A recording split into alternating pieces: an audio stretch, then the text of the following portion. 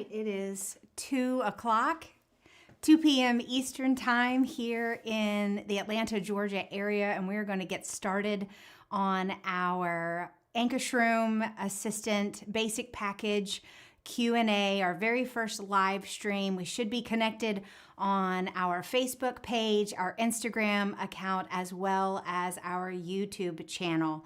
I'm going to double check, make sure that everything has connected okay.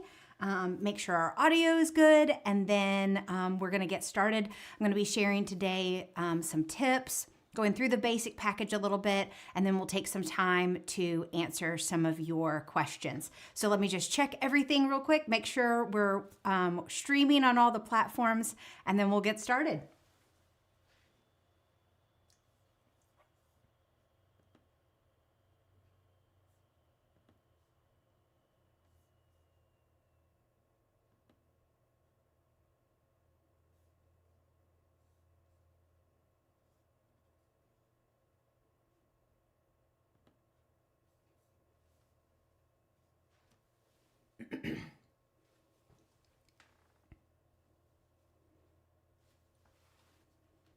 All right. Stephen, thank you so much for commenting that the audio was working good. We have put a lot of work into our brand new studio set here. So yeah, been playing around with audio and lighting and all of that great stuff. Instagram, I know that sometimes the image can be cropped because of the way the Instagram platform everything's set to portrait mode. So I'm gonna try and do my best to stay kind of right here in this window. But just to know that if we need to start doing Instagram separate from Facebook and YouTube, then we will definitely be looking at that. But hopefully for today's purposes, we'll be all good. So I want to start with just a little bit of encouragement.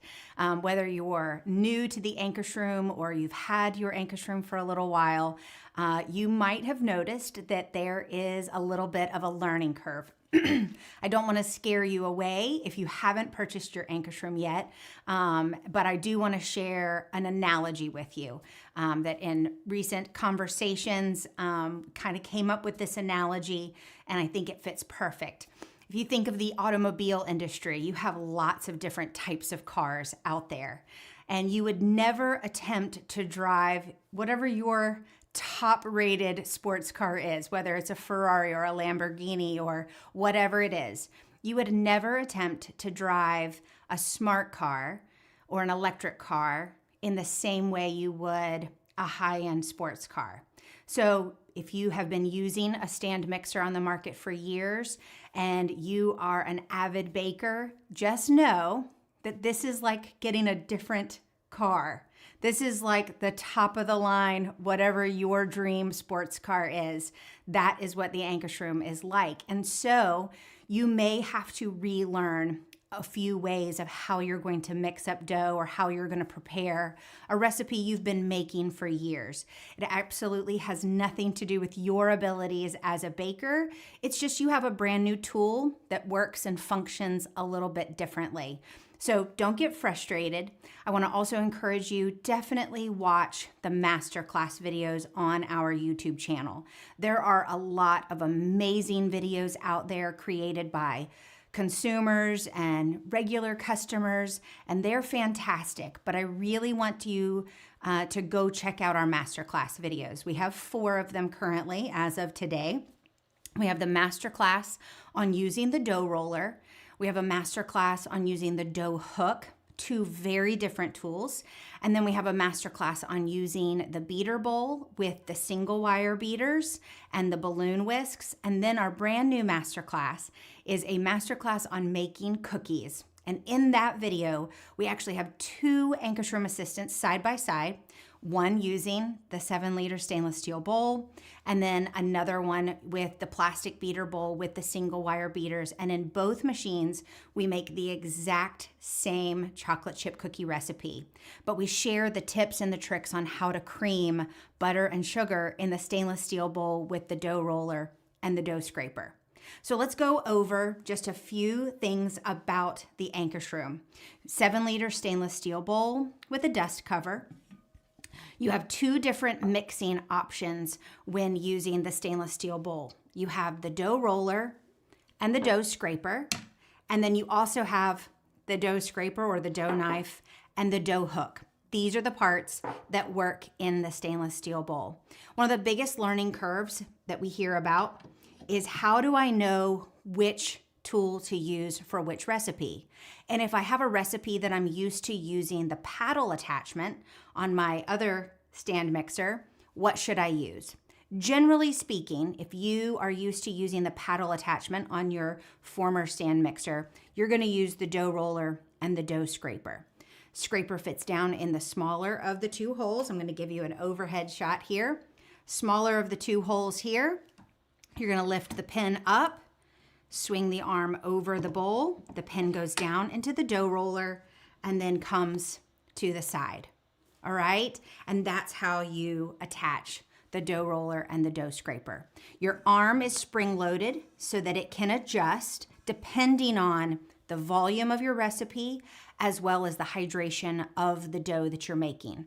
For a small batch or a high hydration batch, you're gonna have the arm and the roller positioned closer to the side of the bowl because the roller is kneading the dough or mixing the dough as it passes between the roller and the side of the bowl. For a lower hydration dough or a larger batch, you're just gonna adjust the arm and the roller further away from the side of the bowl so that the dough roller is still applying that gentle pressure to the wall of the bowl. I'm gonna check on some questions and see what we have here. Sylvia asked, how does the blender compare to the Vitamix? Make butters and milks in mine. So it does actually do a really good job of blending. We're not going to go over any of the attachments today necessarily, but I tell people all the time, now if you already own a Vitamix or a Blendtec or one of those commercial size blenders, you don't necessarily need the blender attachment to the Ankarsrum because you already have a great blender, unless you're wanting something a little bit smaller. Then the Ankarsrum blender does a fantastic job. I make protein shakes every single day for my teenage boys. It does a great job with fruit, frozen fruit, ice, things like that. Mixed drinks, salad dressings, hummus, nut butters. It does a fantastic job of all of those. Little known fact, the Ankarsrum Motor Company years ago and for many years was one of the factories that made the motor for the Vitamix. So you have a fantastic motor in the Ankarsrum Assistant. And so then the blender is just, it's a great accessory to have. If you don't already own a blender, then it is a fantastic attachment. It does not heat, so it's not gonna make soups and things like that, like the Vitamix and the Blendtec advertise. So it's not going to do that. It's not going to heat anything. But I tell people it does a great job as a blender. So hopefully that answered your questions. Let's see. How do I translate KitchenAid instructions to the Ankarsrum? If it says mix till dough wraps around the hook and comes away from the bowl, how does that translate to the roller? That is a fantastic question. So generally speaking, and this is where I would absolutely say to go watch those two masterclass videos, the one on the dough roller and the one on the dough hook, so that you can visually see how those two tools knead bread dough. But we'll go over it a little bit here.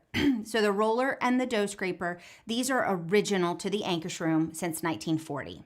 So from 1940 until 1990, when the Ankarsrum came into the US, this was all you used in the stainless steel bowl. And this is what Swedish families used for everything. Cakes, cookies, whipping cream, egg whites, bread dough, pastries. They used this for everything. So when in doubt, these two tools will work for pretty much any recipe, but it comes together a little differently. So you start off any recipe with the roller against the side of the bowl and the scraper set here. Now, I tell people when you're first learning how to use the Ankarsrum, start with your liquids first, because the bowl is what's turning and the ingredients are what's turning. It comes together very differently than a KitchenAid mixer with a dough hook. So whereas the KitchenAid, the bowl is stationary and the ingredients are stationary and the hook is what's moving, here you have the complete opposite. So go ahead and start with your liquids, then add your dry so that you can see how the dough is coming together, okay? So you're gonna start with it set up just like this. You're gonna start with it on the lowest speed, and then you're gonna start adding your dry. As the dough starts coming together, you can move the arm and the roller to the center of the bowl to pick up any ingredients that might be hanging out in the middle. You can pick that up. As the dough starts coming together, you're gonna adjust the arm and the roller away from the side of the bowl. If you left it against the side, it would just squish your dough and it would start to squish up the side of the bowl and up out the top. You don't want that. So you're gonna slightly adjust the arm and the roller away from the side of the bowl so that now your dough ingredients is what's spinning your roller.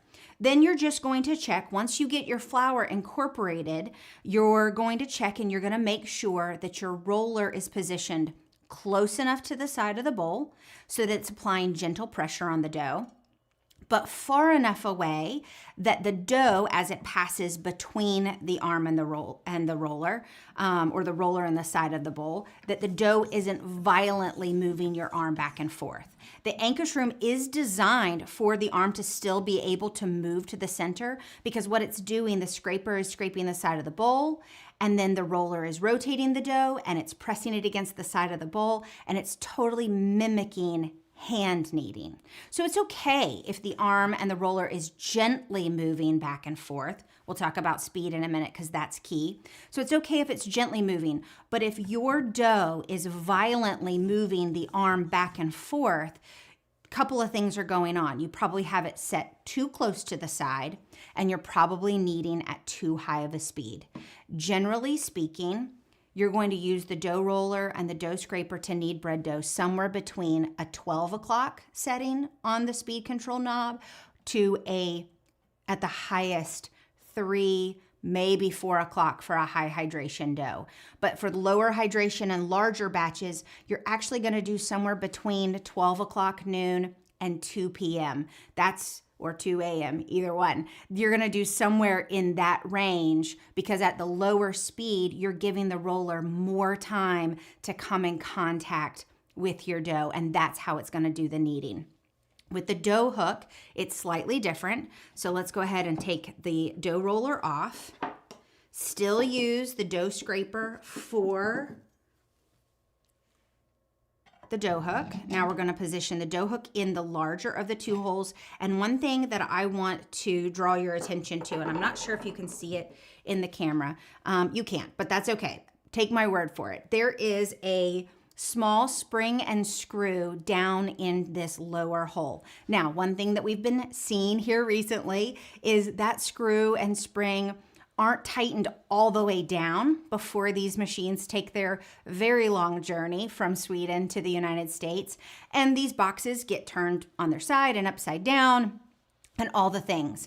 And so you may open your box and find a spring and screw in the bottom of your box.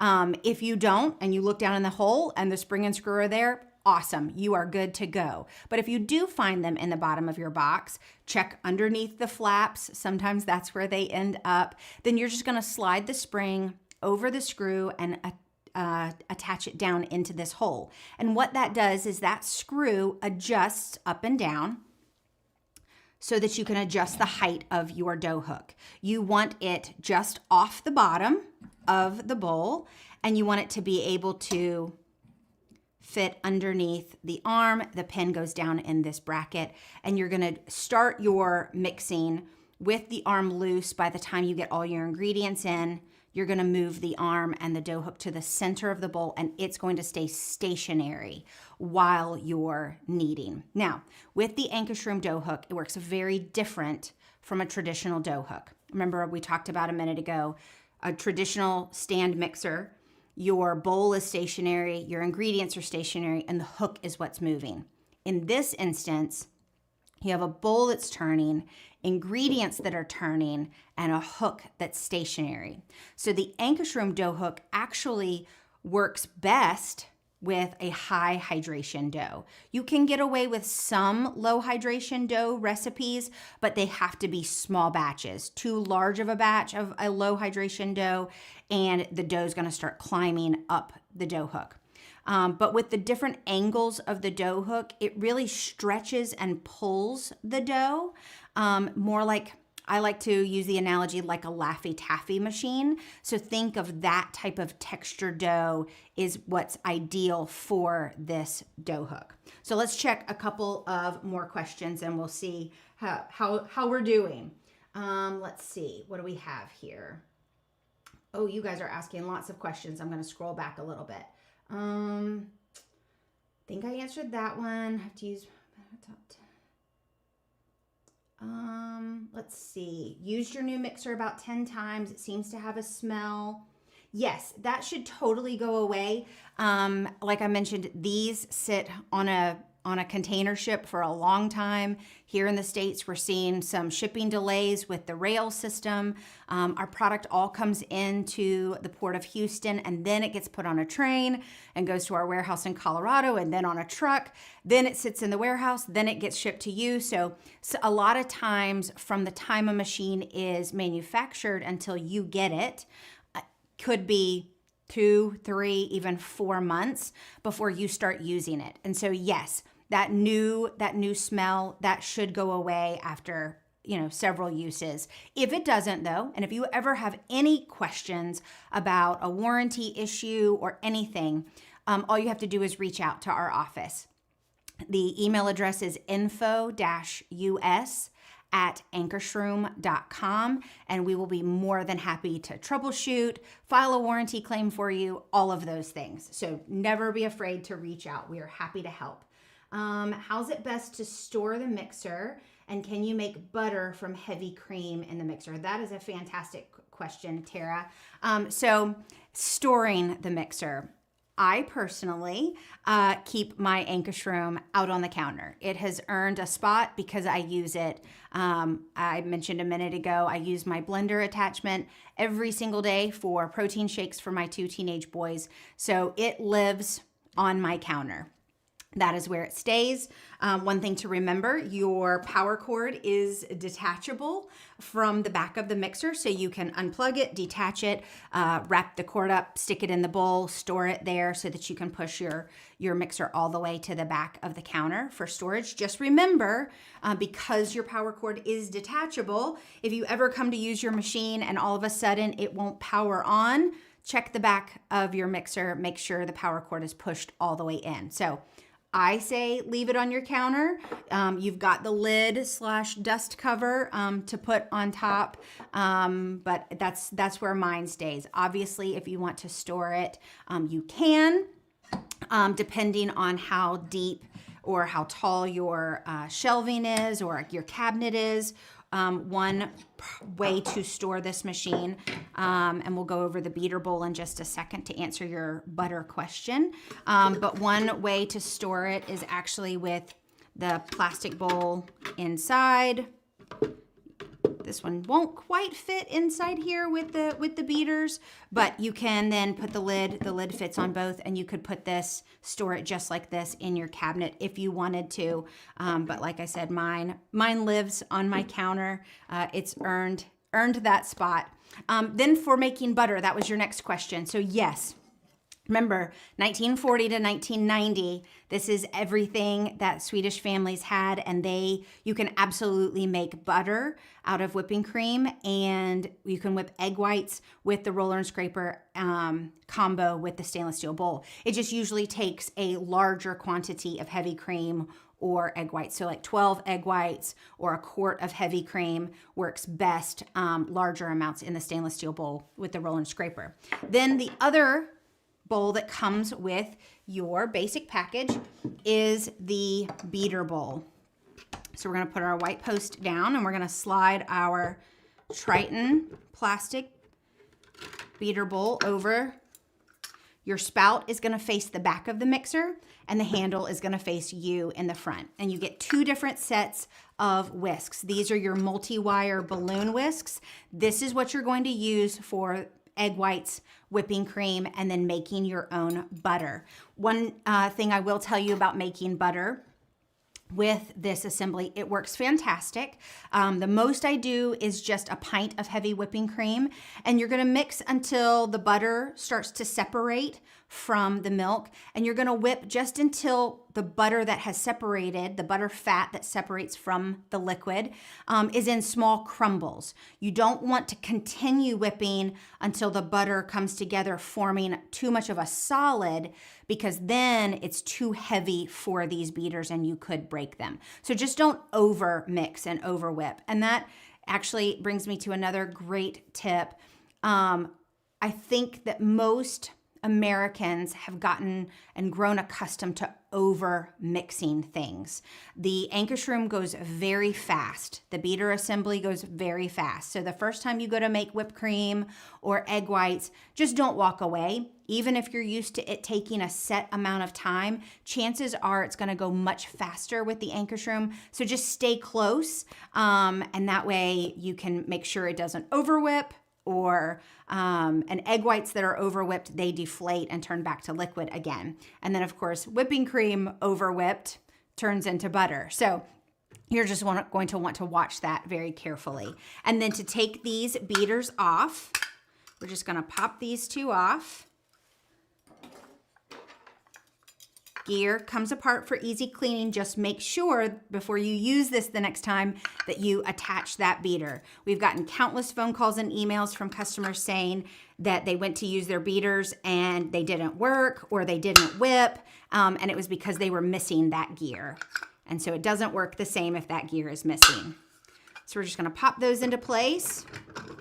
Your single wire beaters are going to be for anything thicker than egg whites and whipping cream, but softer than a single chocolate chip cookie recipe that comes on the back of the chocolate chip bag. That's generally one single of that recipe is the most you're gonna be able to do of cookie dough with the single wire beaters. And you must use completely softened room temperature butter, cream cheese, things like that when you're using these single wire beaters. So this is what you're gonna use for your soft cookie dough.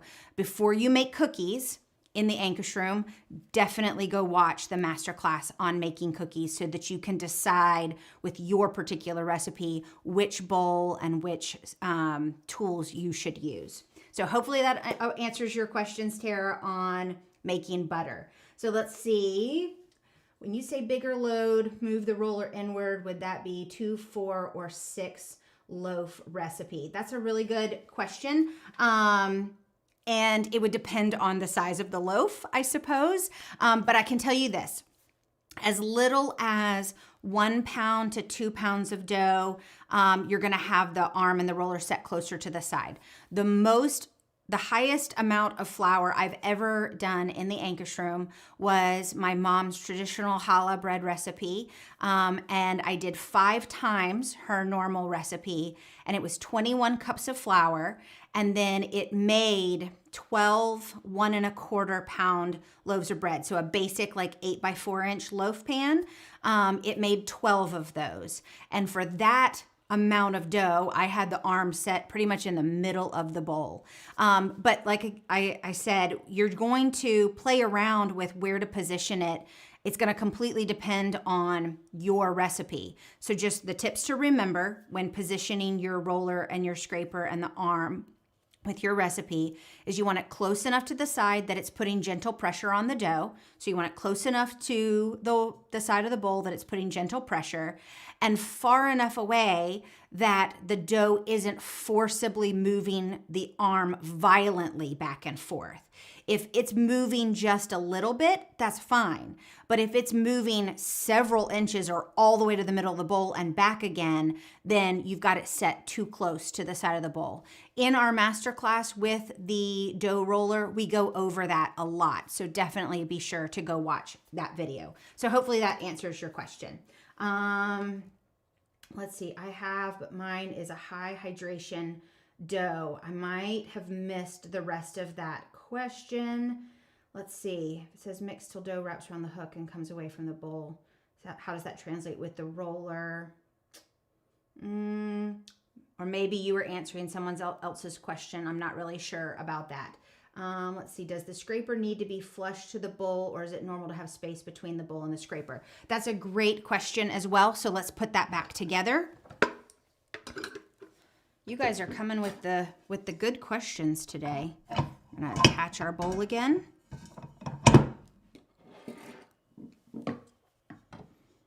And our scraper.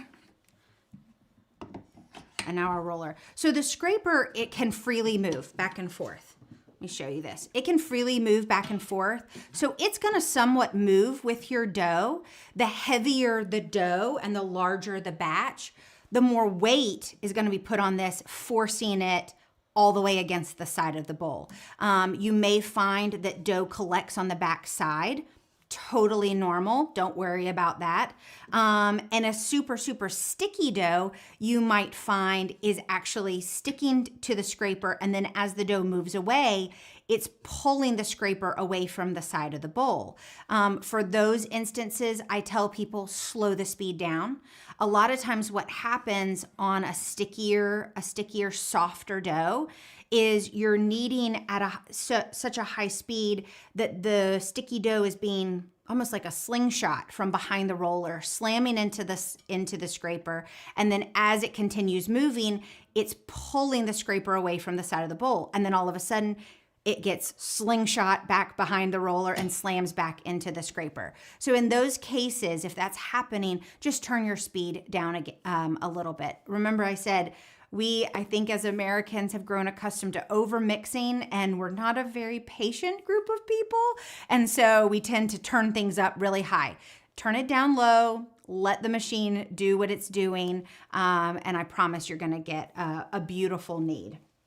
Let's see, I live in Sweden. Hi, Bjorn, very glad you're joining us. And for whisking attachment went in the hole of the scraper, got its power from the outside of the bowl with a wheel resting on the, oh yes, I do remember seeing that, Bjorn. There was at one point a whisk attachment.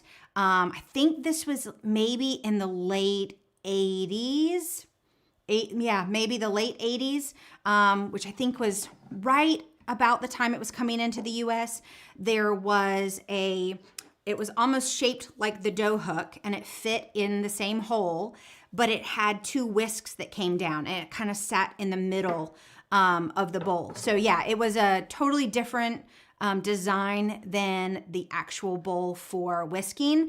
And I have seen pictures of them. I have not seen one in real life, but I do remember those. And I think those were part of the package in the 80s. But for larger batches, the roller and scraper absolutely will whip whipping cream and make egg whites. One question we've actually gotten recently is what about using the large bowl with the roller and scraper for things like Italian buttercream or making divinity candy? Absolutely, you will want to use the roller and scraper and the stainless steel bowl for candy like divinity. Because as it cools, it almost becomes like cement. It becomes so thick and so heavy that you will break your beater assembly trying to make divinity in the beater bowl. But for marshmallows, these work great in your plastic beater bowl. You can absolutely drizzle boiling sugar syrup into the plastic bowl. It's totally safe. I would definitely look at our website in our recipe section and our marshmallow recipe and just compare your recipe to it. If it's larger than our recipe, then I would make your marshmallows here with the roller and scraper. So hopefully that helps. How much space is there supposed to be between the bottom of the dough hook and the bowl so it won't damage the bowl? I think it says in your owner's manual, and I cannot remember what that distance is exactly. So it is in your owner's manual, so I would check that. But you want there to be space because you want the dough to actually be able to move underneath the dough hook slightly. So just adjust it. But obviously if you raise the dough hook too high, then the bracket, this bracket here, if you raise it too high, it won't fit underneath the arm. So you want it to be off the bottom of the bowl You want to be able to see that space underneath so that it doesn't scratch the bowl, but you don't want it so high that it won't fit underneath the arm. So hopefully that helps. Let's see. Wow, you guys have a lot of questions, and I'm going to try to get to all of them. Adding room temperature butter to liquids with the roller, it just clumps to the roller. Okay, Victoria, that's a really good question. So what I would suggest doing is actually start with your room temperature butter. And this is actually going to be how you cream butter and sugar for cakes, cookies, frostings, all of that. So instead of starting with your liquids in that instance, I would maybe start with your butter first.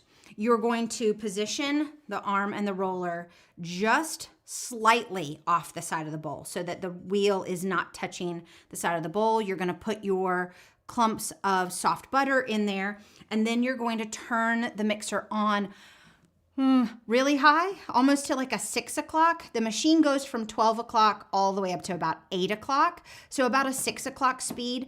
At that higher speed, it will cream your butter. And so then you'll be able to add your liquids once it's not in such a chunky form. Then you'll be able to add your liquids and it should incorporate just fine after that. And obviously using warm liquids is going to help. If you're using cold liquids and your softened butter, it's just going to make the butter cold again. You may have to stop the machine, scrape off any of that butter that's collected on the roller one time, but then once you crank it back up, it should be completely smooth and you should be just fine. Definitely go watch the masterclass on making cookies so that you can see visually that tip on creaming your butter and sugar. Will a high hydration dough wrap around the roller and come away from the sides? Not always. That's a good question. Higher hydration doughs, remember, if it does wrap around the roller, that's fine. If it forms like a donut around the roller, that's okay as long as it's coming in contact with the side of the bowl. If your roller is way out here and your dough is wrapped around the roller, it's not kneading against the side of the bowl. Because remember, the roller kneads and produces gluten, which makes the dough stretchy and elastic, by kneading it against the side of the bowl. So if you're way out here in the middle and the dough's just wrapped around it, you're not applying any pressure on that dough to the side of the bowl, you're not kneading. You're not producing the protein strands. You're not producing that gluten that you're looking for. But it's okay if the dough is wrapped around the roller, because that donut of dough is being kneaded every time it comes in contact with the side of the bowl. So that's fine. It does not have to form a ball of dough to be kneaded, to be kneading, if that makes sense. So that's totally fine. We're also very accustomed to a dough hook style stand mixer, planetary mixer like the KitchenAid and some others. There again, where the bowl is stationary, ingredient stationary, and the hook is what's moving. And so you have to have a certain level of stiffness to the dough for those style dough hooks to be able to grab the dough and slam it against the wall. And so this is just a very different kneading style. And so you don't always have to form a ball of dough for it to actually be kneading properly, if that helps. Just got one. What do I use for pizza or bread dough, and how do mix times compare to a KitchenAid stand mixer? So great question. I have actually used both the dough roller and the dough hook for different style pizza crusts. So I would just use both of them and see which one you like best. As far as kneading times, I find that if any recipe says knead for 6 to 8 minutes, then that's generally how long I need. Obviously, the Ankarsrum can go a lot slower than some other stand mixers. So if you have it on the slowest speed, it may take you several more minutes of kneading time. But generally speaking, I need somewhere between 12 and 3 o'clock, 12 and 1 or 2 o'clock for heavier doughs. And I can generally follow the kneading times of a recipe just fine. But like I said, a lot of times people try to crank up the speed thinking, oh, I'll be able to knead faster, when really you don't get as effective of a knead on those higher speeds. I like to use a very popular exercise term, time under tension. Turning that speed to a lower setting allows for more time, more contact with the roller, the side of the bowl, or more time in contact with the dough hook. So a lower speed is often better with the Ankarsrum, but it doesn't take any longer to knead. So hopefully that helps. My scraper makes a mild noise sometimes. Is that normal? Yes, it can be totally normal, especially if you use coarse salt. A lot of times salt can get stuck on the back side of the scraper. And so that sometimes can cause a noise. If that happens, stop the machine, scrape off the dough or salt that's collected on the back side of the dough, and you should be just fine. It can sometimes make a little bit more noise too if you're doing a very dry dough and there's nothing really to scrape off the side. Your dough has formed a ball and it's being kneaded. So just turn your speed down a little bit. If your particular recipe forms a ball, then I say definitely knead at a little bit slower speed so that you have more contact and it's a gentler kneading. At a higher speed, the scraper's scraping a completely clean bowl, and so it can make a little bit of noise there. But you always want to leave the scraper in. That's a question we get often is, oh, well, at what point can I take the scraper out? Now, I have seen many videos by many of you where you're taking the scraper out and not using it, whether with the dough hook and the dough roller. That's not how the machine was designed, but if you have found that your recipe works well by removing the scraper, then you go right ahead. But it is designed to be used all the time with both the dough hook and the dough roller because it's helping guide and flip that dough as it's being kneaded. So Bjorn, a lot earlier, 50s and 60s. Good to know that crazy whisk attachment was even back in the 50s and 60s. So thank you so much for that. Do you like the small plastic bowl or small stainless steel for whipping? Great question. For me, they both work fine. And Mohammed's asking about, Linda. Linda is asking about the brand new stainless steel. Well, it's not brand new. It's been around for about a year. The stainless steel beater bowl accessory that you can purchase separately. I like both of them. It's funny. I took the stainless steel beater bowl with me and used it in a cooking class that I was doing it where I was making butter in the beater bowl with the multi-wire balloon whisks. And there towards the end, as the butter is coming together and starting to separate from the liquid in the whipping cream, you use the lid on the bowl to protect from it splashing out. And in the stainless steel beater bowl, it was very anticlimactic. The class couldn't see what was going on. And so for me personally, I use the plastic beater bowl at home all the time. I have the stainless steel beater bowl, but I very rarely use it. Now, with that said, I don't do a ton of meringues and things like that. If I were making meringues and whipping egg whites a lot, then I probably would use the stainless steel beater bowl strictly for that. But I find that the plastic beater bowl works great for everything that I do personally and at home. So, but both work fantastic for sure. Let's see. I have some cake recipes that are pretty thick. How do I manage those speeds, etc., with the roller and scraper? Kathy, cakes, generally you don't want to overmix, so just stay on low with the roller and scraper. I'm going to shout out a fantastic cake baker here in the United States. Her name's Courtney Rich. You can go follow her, Cake by Courtney. If you like making cake, you absolutely need to go follow her on Instagram. And she uses the Ankarsrum in a lot of her videos, both the stainless steel bowl and the plastic bowl for her cake batter and her buttercream frostings and things like that. I have learned so much from her. And so she's a great resource, but slow. Typically you don't want to overmix your cake, so just use it on the slowest speed with the roller and scraper. It'll work totally fine for that. Follow up on the adding room temperature butter liquids to Mine is very small, added in, still clumps to the roller and just swishes around. Then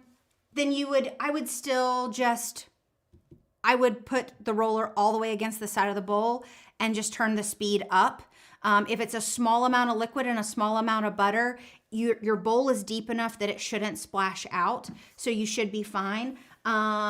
If it's something like an enriched dough, you might even wait and add your softened butter halfway through adding your flour. That actually might help it incorporate a little bit better. So start with your liquids, add part of your flour, and then add your softened butter so that it has a thick friend to hang on to as it's mixing. So you might try that. I don't have a recipe that calls for it in that stage, but I have made enriched doughs where I added my softened butter with my flour, and it worked really, really well. So you might try that. Thank you for the follow-up question.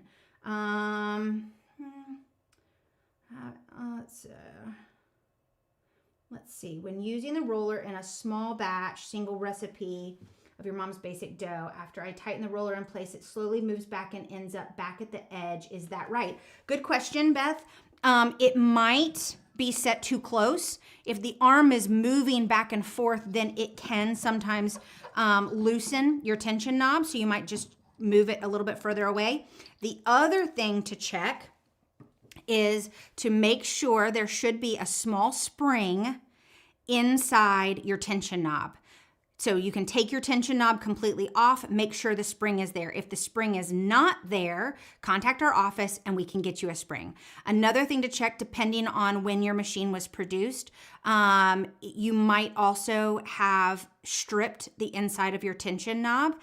There was a batch of machines produced during the pandemic where the factory had to outsource other factories making tension knobs, and they were having to get them from all over the world. And there was a batch of tension knobs that had a little bit softer threads than we would like.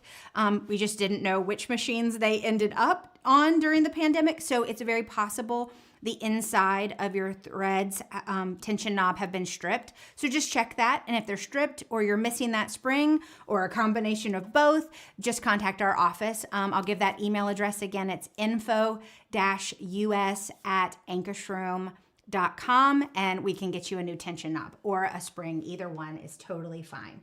Will Ankarsrum make metal gears for beaters in the near future?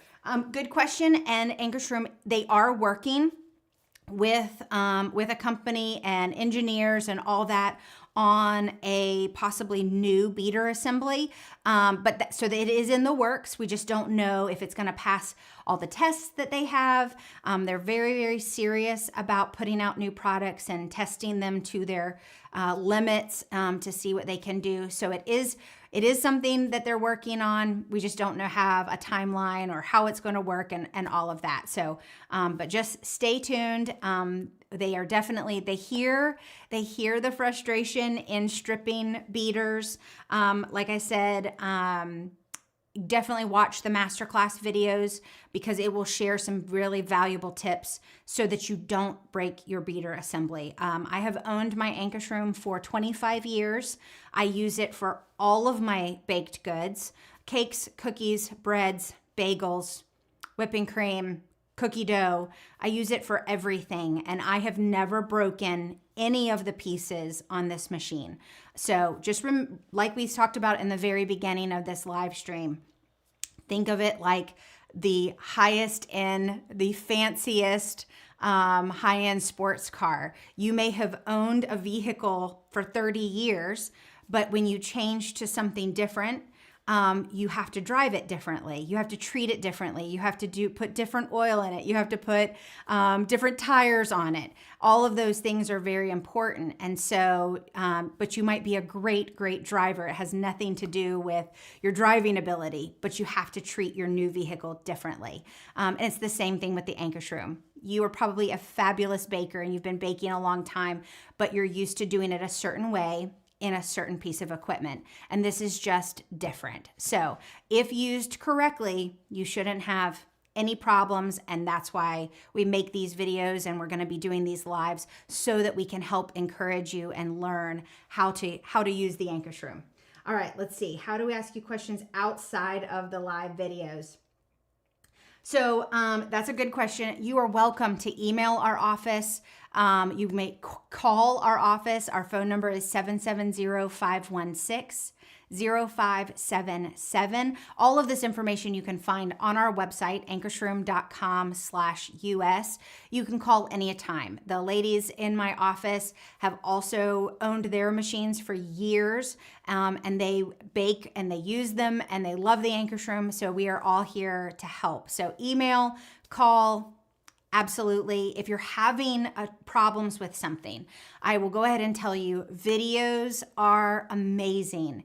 If your machine seems to be doing something funny or you're not sure if this is the right way, take a video, send it to us so that we can visually see what it is that you're talking about, and we can help troubleshoot. So absolutely possible. Some movement of the arm is normal, correct? Yes, it is, Lacey. Some movement is correct. You just don't want it violently moving back and forth. Let's see, where else do we have here?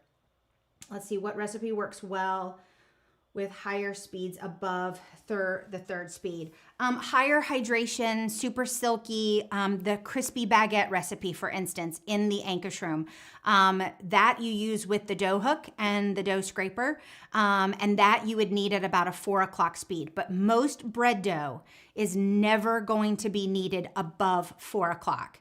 The speeds higher than that are for when you're whipping egg whites, whipping cream, creaming butter and sugar, using some of the optional accessories. So those higher speeds are reserved for those other uses. But bread dough, you're typically going to need between 12 o'clock and 4 o'clock at the absolute highest. At least that's what I have found. Which attachments would be best to make breadcrumbs from very hard, crusty bread?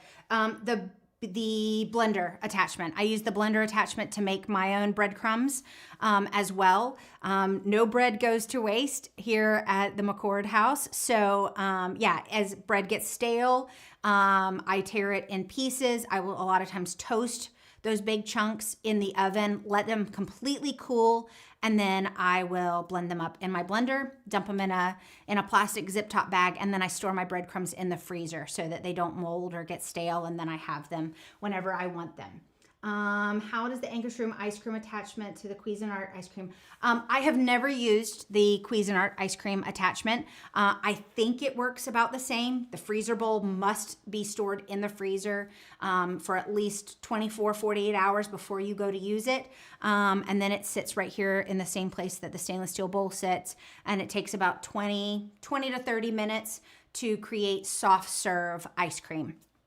And I think that's pretty much how the Cuisinart works. And I think they're about the same size as well. But I have not used it personally, so I can't really do a comparison. But I have used our Ankarsrum ice cream maker attachment, and it is fantastic. My daughter has a dairy allergy, so I love being able to make oat milk ice cream or sorbet. Her favorite is lemon and strawberry. So being able to make that for her is really, really nice.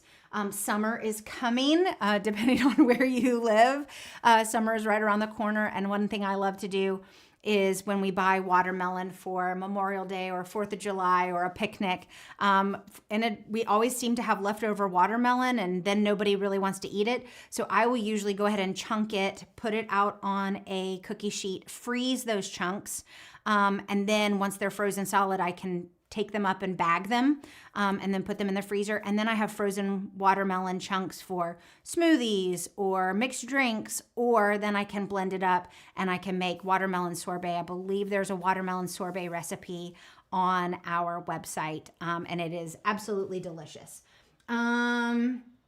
Victoria, you are so welcome. The butter question was for enriched bread. I have already watched the master classes.